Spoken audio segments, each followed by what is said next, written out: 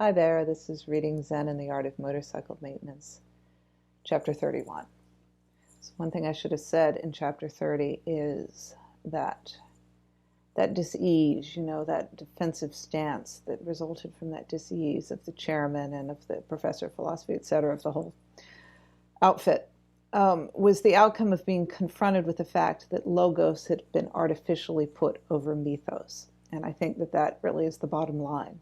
So as Phaedrus walks the streets in his insanity, he felt the final product of that misalignment, which is a world without quality.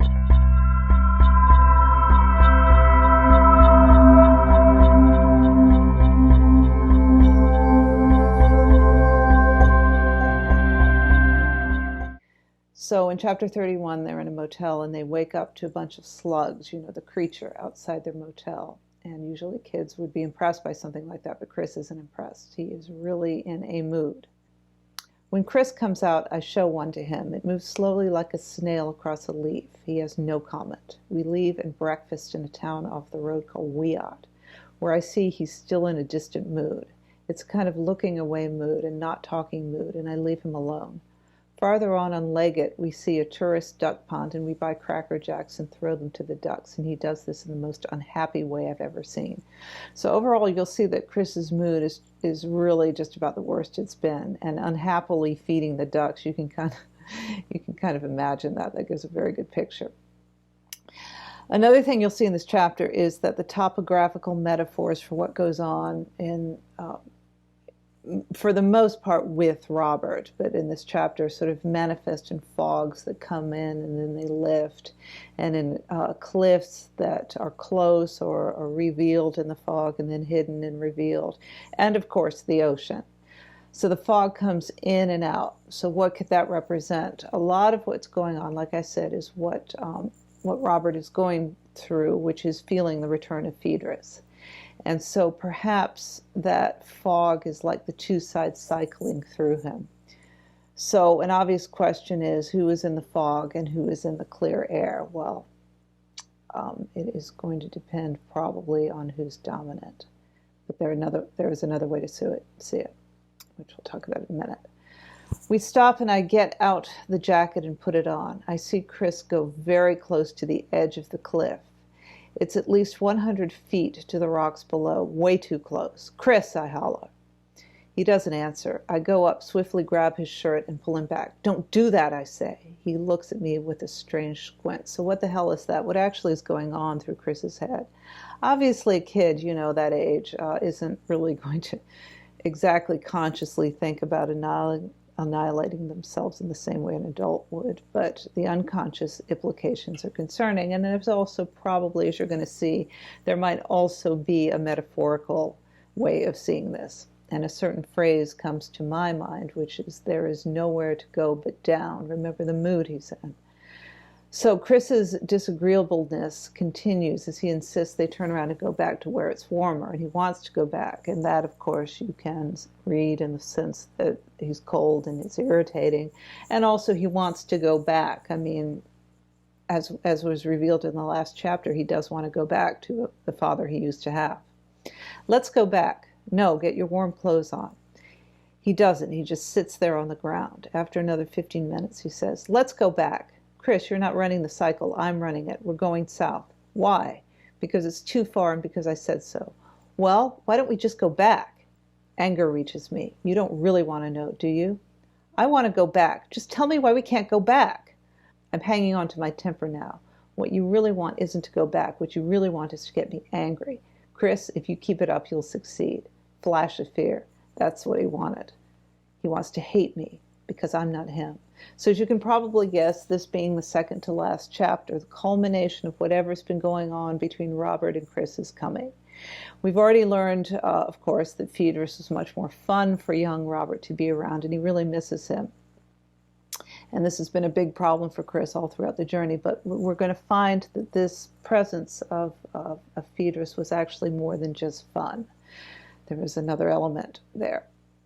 I can imitate the father he's supposed to have, but subconsciously at the quality level, he sees through it and knows his real father isn't here. In all this Chautauqua talk, There's been more than a touch of hypocrisy. Advice is given again and again to eliminate subject-object duality. Then the biggest duality of all, the duality between me and him, remains unfaced, a mind divided against itself. And we did notice this. We noticed that Robert has been so able to articulate Phaedrus's work and add his own very productive spin on it, that being how to apply Phaedrus's quality as reality, proposition, viewpoint, or philosophy in the everyday world. Robert does it beautifully. The whole Gumption Chautauqua, that's Robert speaking. But Robert so far has been hopeless in applying this philosophy to his relationship with Chris. We've seen this. He's either baffled or he's annoyed for the most part. Always, yes, looking at the relationship dualistically. But who did it? I didn't do it, and there's no way of undoing it. I keep wondering how far it is to the bottom of the ocean out there.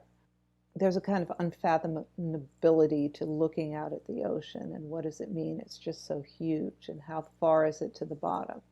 So in this particular phrase, I think how you could interpret that is, when am I going to get to the bottom of this? That is not how we're going to interpret it through the rest of the chapter.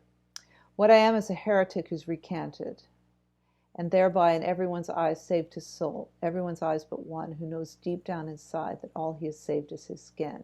He knows, but denies and pushes forward adamantly to keep that deception alive.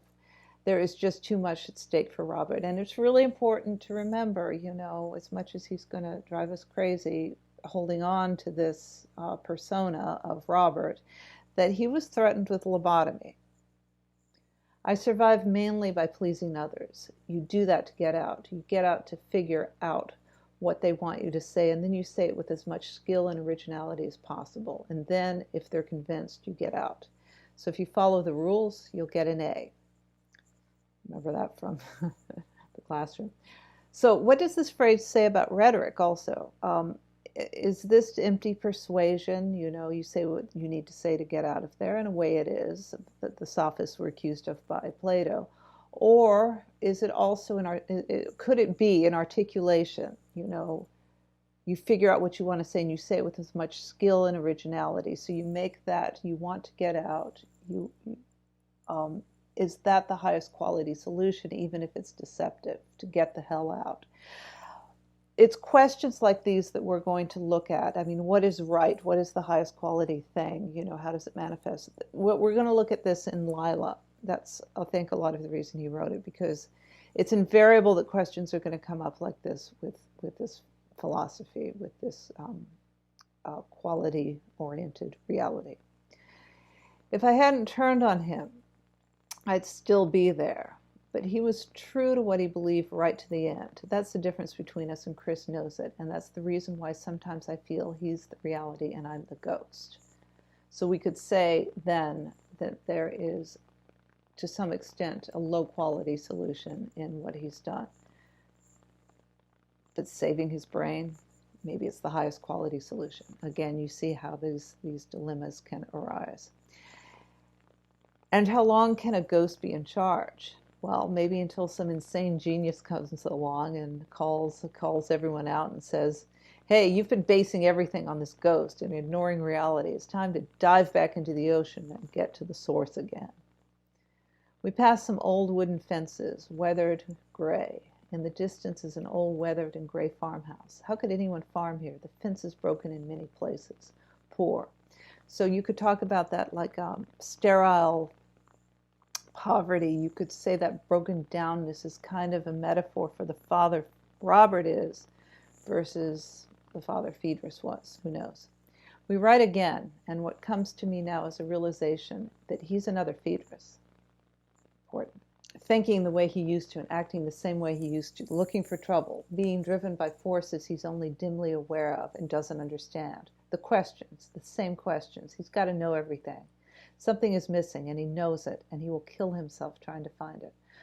So finally, he articulates Robert articulates what we have intuited, that Chris is another Phaedrus, and as such, Robert is opposed to that aspect of him that he labels, and does society, as mentally ill, and that needs to be taken care of. It's too dangerous. So Robert thinks it's a pathology for Chris, but are we so sure? Is this an ongoing dissatisfaction and just unrealistic assessment of a depressed or mentally ill person, or is that which is missing truly missing? Does he have a point that it is kind of in the outside world, his problem? We round a sharp turn up an overhanging cliff. The ocean stretches forever, cold and blue out there, and produces a strange sense of despair. Coastal people never really know what the ocean symbolizes to landlocked inland people. What a great distant dream it is, present but unseen, in the deepest levels of subconscious. And when they arrive at the ocean and the conscious images are compared with the subconscious dream, there's a sense of defeat at having come so far to be stopped by a mystery that can never be fathomed, the source of it all. And that's a very interesting observation, that the actual ocean and the ocean of the deepest levels of the subconscious, and you could say the ocean of the collective unconscious, are not the same. There's a deep, deep embodied and involved memory of the ocean in relationship to, as live creatures on this world. We have this relationship to the ocean and how that's manifested as this subconscious dream, which is very often represented, or let's just say could be represented by that fecund void, the darkness of the Tao, the potential, the feminine. Maybe even you could say that it sort of represents, to some degree, mythos, and that sky is logos. I don't know, that's another way of looking at it. So let's get back to the important statement Robert made in a dream a little while back, which is that he would meet Chris at the bottom of the ocean. So what does that mean exactly? And we're going to discuss this soon, but I want to also go further back to a dream at the end of chapter 5, and I'm going to read that part of that dream. The moon is shining, and yet there is a bank of fog, and I'm riding a horse, and Chris is with me, and the horse jumps over a small stream that runs through the sand towards the ocean somewhere beyond. And then that is broken, and then it reappears. And in the fog there appears an intimation of a figure. It disappears when I look at it directly, but then reappears in the corner of my vision when I turn my glance. I'm about to say something and call to it to recognize it, but then do not, knowing that to recognize it by any gesture of action or action is to give it a reality which it must not have. It is a figure I recognize even though I do not let on. It is Phaedrus, evil spirit, insane, from a world without life or death. So I'm putting that into there to remind you of the continuity of this dream imagery, and how the fog, right now is ebbs and flows, and Phaedrus and Robert vacillate. And so in this dream, it would seem that Phaedrus is embedded in the fog and Robert is in the clear. But as we have moved on with the mind divided against itself, as the status of Phaedrus changes in the sort of battle for the consciousness of the host, perhaps it is Robert who is going into the fog, or perhaps whoever is in the fog is the fog itself represents something sinister and some who he doesn't want to be right now, and he's still holding on to that being Phaedrus. So there's two ways to look at the fog: the vacillating in and out, and whoever is desirable. Now in this next line, I like it a lot because it describes that feeling I mentioned some time back. What I have always felt was the afternoon feeling, that you have that sense of bittersweet as you experience the warm sunlight and the day begins to fade. And I think that this afternoon feeling is a universal thing, kind of like that depression near the end of the day. It's tied to our biological nature, just like we're tied to circadian rhythms and to the sun. You could go into again and make that observation of how our relationship with the sun and with the ocean is very much tied into the fact that we are, a complete point of where the evolution of life is right now. We've got all that experience of millions and I guess billions of years, of relationship with the sun and the ocean. But anyway, let me go back. Sorry about that. Let me go back to the afternoon feeling, and this describes it very well. A long time later, we come to a town where a luminous haze, which has seemed so natural over the ocean, is now seen on the street of the town, on the streets of the town, giving them a certain aura, a hazy, sunny radiance that makes everything look nostalgic, as if remembered from years before. So they go to a restaurant where only Robert eats because, as we know, when Chris is like this, he's got stomach aches. I feel somehow we've arrived at the end of the world. And for Robert and Chris, in a way it is the end of the world, according to this last narrative of Robert's, because Phoedrus is coming back, and because Phoedrus is insane, and because Robert has to make sure that Phoedrus doesn't hurt Chris. It is the end. He's got this idea in his head that he's going to be insane, and perhaps he won't see his son again. So it does feel like they've arrived at the end of the world, and they've also arrived at the shore, which is in a way the end of the world. Chris says, "I just hate everything. I'm sorry I came. I hate this trip. I thought it was going to be fun, and it isn't any fun. I'm sorry I came." He's a truth teller like Phoedrus. And like Phoedrus, he looks at me now with more and more hatred. The time has come. The time has come, of course, to tell Chris that he's getting on the Greyhound, and that he doesn't have to be on this trip anymore. But this doesn't lighten his mood at all. In fact, it does quite the opposite. He hates the trip, he hates everything, and he seems to hate his father, but yet he wants to stay with him. So we know that it's not exactly the trip that he hates. The fog opens for a moment, revealing the cliff we are on, then closes again. And a sense of inevitability about what is happening comes over me. I'm being pushed towards something, and the objects in the corner of the eye and the objects in the center of the vision are all of equal intensity now, all together in one. And I say, "Chris, I think it's time to talk about some things you don't know about." So the fog is lifting, and closing is mirroring again, of course, what's happening to Robert. He's still Robert, but everything is becoming clear. You could say that everything is of equal intensity. Everything that's been closed off is coming into vision. So you could say perhaps that some holistic thing is happening. Could be. It's one way to look at it. He listens a little. He senses something is coming. "Chris, you're looking at a father who is insane for a long time and is close to it again. And not just close to it anymore. It's here, the bottom of the ocean." So is that what it is? The bottom of the ocean? Is it insanity? "I'm sending you home not because I'm angry with you, because I'm afraid of what can happen if I continue to take responsibility for you." So are we really there? Is the bottom of the ocean insanity? Is that what he means? So when he's looking out, how far to the bottom of the ocean? The bottom of the ocean is being Phoedrus. It's insanity. It's a closed case. Well, we know he's got this wrong.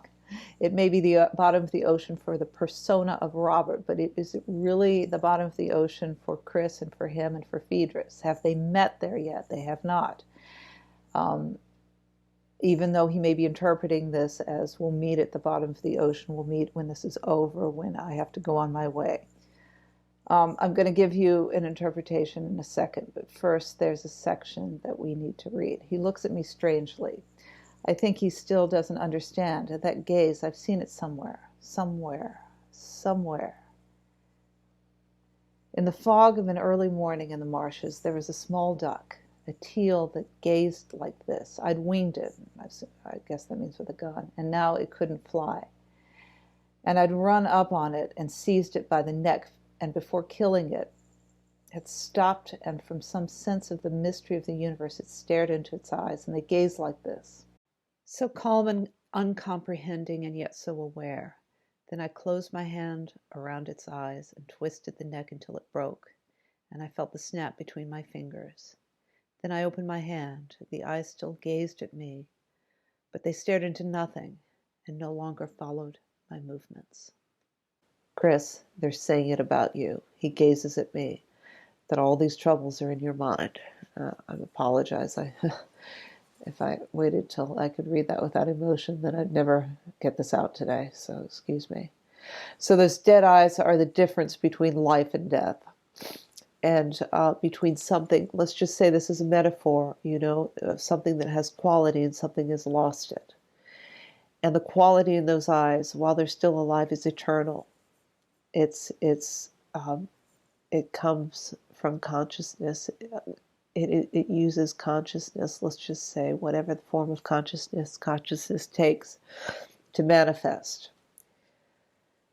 And so I think that's part of the metaphor, but another part of the metaphor is Robert is just about to kill Chris as he is now with these statements he's making, with these observations. He's trying to kill the Phaedrus in Chris with information that is seen from Robert's perspective. Robert the cautious, Robert the people pleaser, Robert who doesn't take risks. He thinks it's in his best interest to kill the Phaedrus part, since this pathology is going to just result in Chris's in a life that's very difficult for Chris. Let's just say that part of him that's Phaedrus is like a broken wing. He stares stunned. His eyes still track, but they're beginning to falter.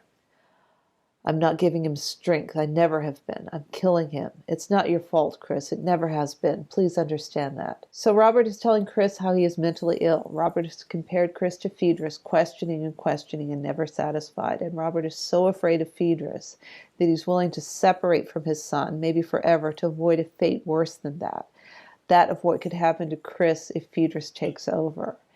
And with the implication that someone else is going to have to make sure that mentally ill part of Chris is taken care of.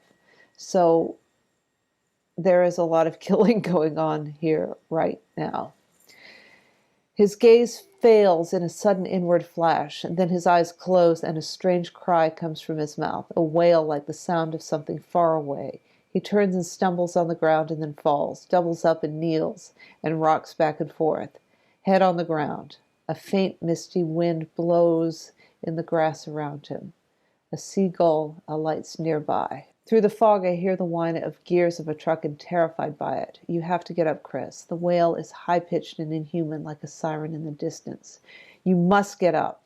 He continues to rock and wail on the ground. I don't know what to do. I have no idea what to do. It's all over. I want to run for the cliff, but fight that. I have to get him on the bus, and then the cliff will be all right. Everything's all right now, Chris. It's not my voice. I haven't forgotten you. Chris's rocking stops. How could I forget you? Chris raises his head and looks at me. A film he has always looked through at me disappears for a moment, then returns. We'll be together now. The whine of the truck is upon us. Now get up. Chris slowly sits up and stares at me. The truck arrives, stops, and the driver looks out to see if we need a ride. I shake my head no and wave him on. He nods, puts the truck in gear, and winds off through the mist again. And there is only Chris and me. Okay, I propose at this moment. This is where they meet at the bottom of the ocean. Where Robert has just said the ocean, the unconscious, the shadow, the source of it all. It is the opposite of the mountaintop where everything is clear and intellectual. And in that world, the intellectual world, it would make sense to send one's son home and check into a mental hospital yourself, but not here. This place they are is deep and mysterious and emotional. And we know why they had to go to the bottom of the ocean, because now they are united in a place where the relationship has quality.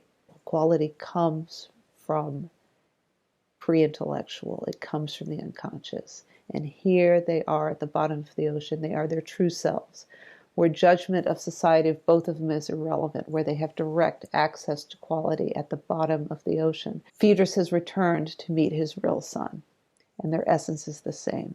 Remember, Chris has the essence of Phaedrus in him. At the bottom of the ocean, there isn't sane and insane. There's just quality. After a while, he wails. Why did you leave us? When? At the hospital. There was no choice. The police prevented it. Wouldn't they let you out? No. Well, then why wouldn't you open the door? What door? The glass door. A kind of slow electric shock passes through me. What glass door is he talking about? Don't you remember, he says? We were standing on one side and you were on the other side and Mom was crying. I've never told him about that dream. How can he know about that? Oh no, we're in another dream. That's why my voice sounds so strange. So as the conflict for the consciousness, the battle for the consciousness of this man begins to resolve. He enters a new reality, which is like entering a dream. But in this dream, things are much more coherent. Things start to make sense. I couldn't open that door. They told me not to open it. I had to do everything they said. I thought you didn't want to see us, Chris says. He looks down, the look of terror in his eyes all these years. Now I see the door. It is in a hospital. This is the last time I will see them. I'm Phaedrus. That is who I am, and they are going to destroy me for speaking the truth. It has all come together. So what now? What are they going to do? Go to the bus station? No, I don't think so. Now the fog suddenly lifts, and I see the sun on his face, and he makes his expression open in a way I've never seen before. He puts on his helmet, tightens the strap, and looks up. Were you really insane? Why should he ask that? No! Astonishment hits. But Chris' eyes sparkle. I knew it, he says. Then he climbs on the cycle, and we are off. So I hope that made sense, and I will see you next week for the final chapter, 32.